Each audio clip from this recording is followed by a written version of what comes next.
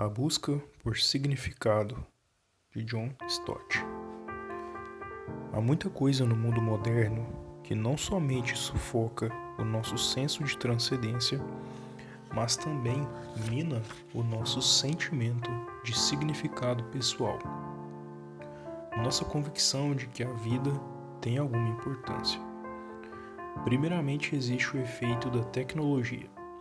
A tecnologia pode ser libertadora, é claro, na medida em que liberta as pessoas do trabalho duro doméstico ou industrial. Mas ela também pode ser terrivelmente degradante, pois as pessoas sentem que não são mais pessoas, mas coisas.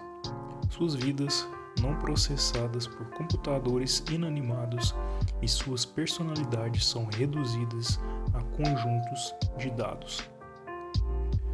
Em segundo lugar, há um reducionismo científico. Alguns cientistas defendem que um ser humano nada mais é do que um animal, ou nada mais que uma sequência de DNA, programada para dar respostas automáticas a estímulos externos. Declarações como essas motivaram o professor Donald McKay a popularizar a expressão reducionismo ambicioso. Como uma explicação do que significa o reducionismo, bem como a protestar contra essa tendência de tornar os seres humanos menos que totalmente pessoais. De fato, nosso cérebro é uma máquina altamente complexa e nossa anatomia é a de um animal. Mas isso não é uma descrição completa da nossa condição de seres humanos. Temos mais em nós do que um cérebro e um corpo.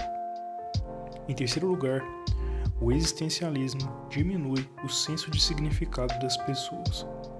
Os existencialistas radicais diferem de outros humanistas em sua decisão de levar o seu ateísmo a sério e enfrentar as suas terríveis consequências. Porque, na visão deles, Deus está morto. Tudo mais morreu com ele. Porque não existe Deus, agora não há valores ou ideais também, nem leis morais ou padrões, nem propósitos ou significados, exceto aqueles que os indivíduos criam para si mesmos ao pactuarem com essa ideia.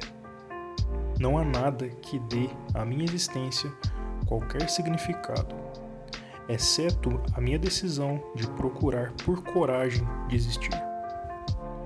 O significado é encontrado somente no menosprezo da minha própria insignificância. Não há outra forma de autenticar a mim mesmo.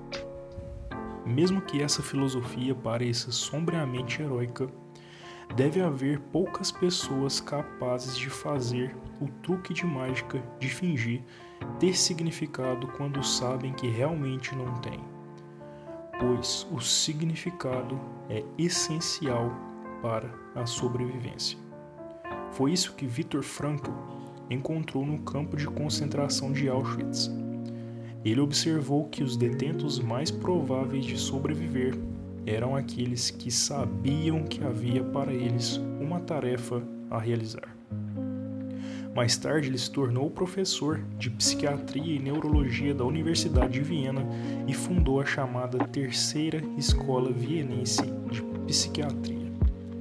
Ele defendia que, além do desejo por prazer de Freud e o desejo por poder de Adler, os seres humanos têm um desejo por significado. Realmente, a luta por encontrar um significado na vida é a força motivacional mais importante do homem. A neurose coletiva da era presente, escreveu ele, é o vácuo existencial. Isso é, a perda do senso de que a vida tem significado.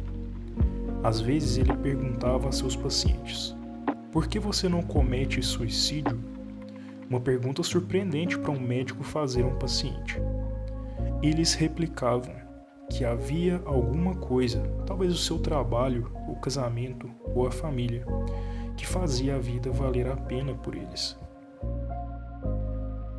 O professor Frankl então construía algo sobre isso. A falta de sentido pode levar à monotonia, ao alcoolismo, à delinquência e ao suicídio. O homem tem a tendência inerente de buscar significados para preencher-se e de valores para praticar. Milhares e milhares de estudantes jovens vivem expostos a uma doutrinação que nega a existência de valores. O resultado é um fenômeno mundial. Mais e mais pacientes se aglomeram em nossas clínicas com a reclamação de um vazio interior, de uma total e extrema falta de significado na vida.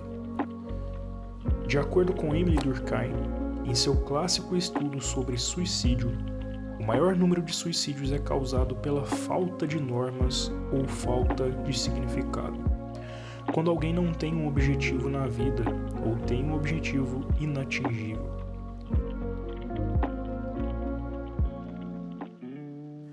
Milhões de pessoas não sabem quem são, nem que tenha algum significado ou valor.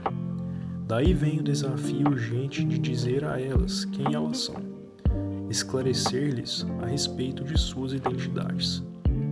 Nós precisamos ensinar, sem comprometer a completa doutrina bíblica do ser humano, sua depravação, sim, mas também a sua dignidade.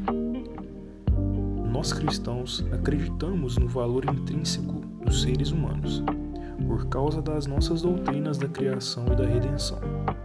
Deus fez a humanidade à sua própria imagem e nos entregou a administração responsável da terra e suas criaturas.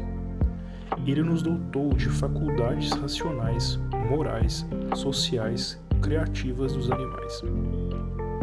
Os seres humanos são semelhantes a Deus. Como resultado da queda, nossa semelhança com Deus foi distorcida, mas não destruída. Além disso, Deus amou o mundo de tal maneira que deu seu único Filho para a nossa redenção. A cruz é a principal evidência pública do valor que Deus nos dá.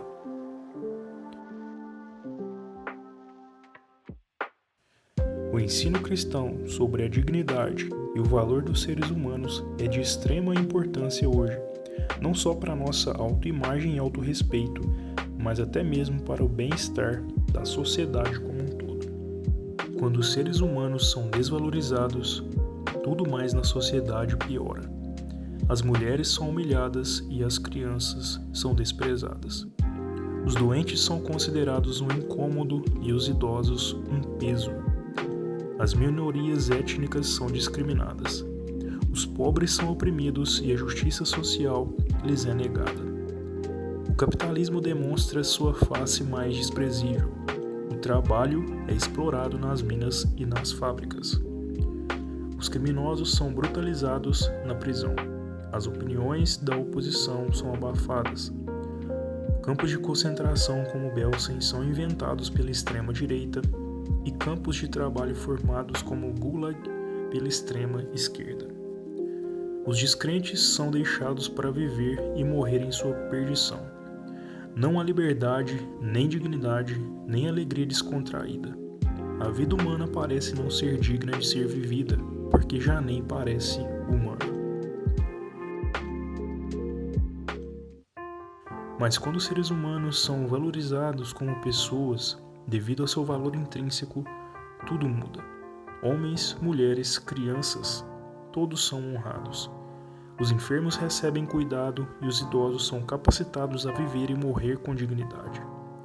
Os dissidentes são ouvidos, os prisioneiros são reabilitados.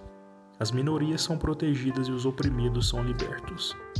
Os trabalhadores recebem um salário justo, condições decentes de trabalho e uma parcela de participação tanto na administração quanto nos lucros da empresa. E o Evangelho é levado até os confins da terra. Por quê? Porque as pessoas são importantes. Porque todo homem, mulher e criança tem valor e significado como um ser humano criado à imagem e semelhança de Deus.